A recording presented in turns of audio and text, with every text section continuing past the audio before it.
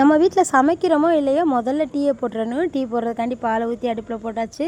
கொஞ்சம் பாத்திரம் இருந்துச்சு, பாத்திரத்தை கழுவிக்கிட்டே இருந்தேன். பால் வச்சதே மறந்துட்டேன். பால் பொங்கி ஊற்றிருச்சு. ஒரு சில டயத்தில் இந்த மாதிரி தான் நான் மறந்துடுவேன். நான் மட்டும்தான் இப்படியா, எல்லாரும் அப்படியான்னு தெரியலை. அதுக்கப்புறம் என்ன பண்ணுறது, அடுப்பெல்லாம் க்ளீன் பண்ணிட்டு டீ போட்டாச்சு.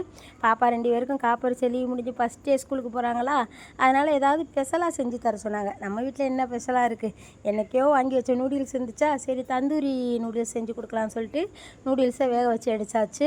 வடிகட்டுறதுக்கு அந்த கண்ணாக இருக்கும்ல, அந்த பாத்திரம் இல்லை, அதோட இடுக்கி வச்சு தான் வடிகட்டி எடுத்துட்டேன்.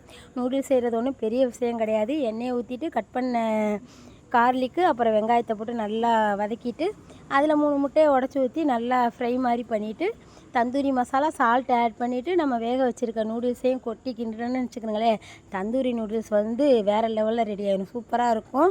தந்தூரி மசாலா எல்லா கடையிலையுமே கிடைக்கும். ட்ரை பண்ணி பாருங்கள், செம்மையாக இருக்கும். பாப்பா நார்மலாக செஞ்சாலே நல்லா சாப்பிடுவாங்களா, ஸ்கூலுக்குன்னு சொல்கிறப்ப 2 பாக்ஸு கட்டி எடுத்துக்கிட்டாங்க. இந்த ஸ்கூலுக்கு அனுப்புவோம்னா 2 பேரையும் பெரிய பாடாயிரும்.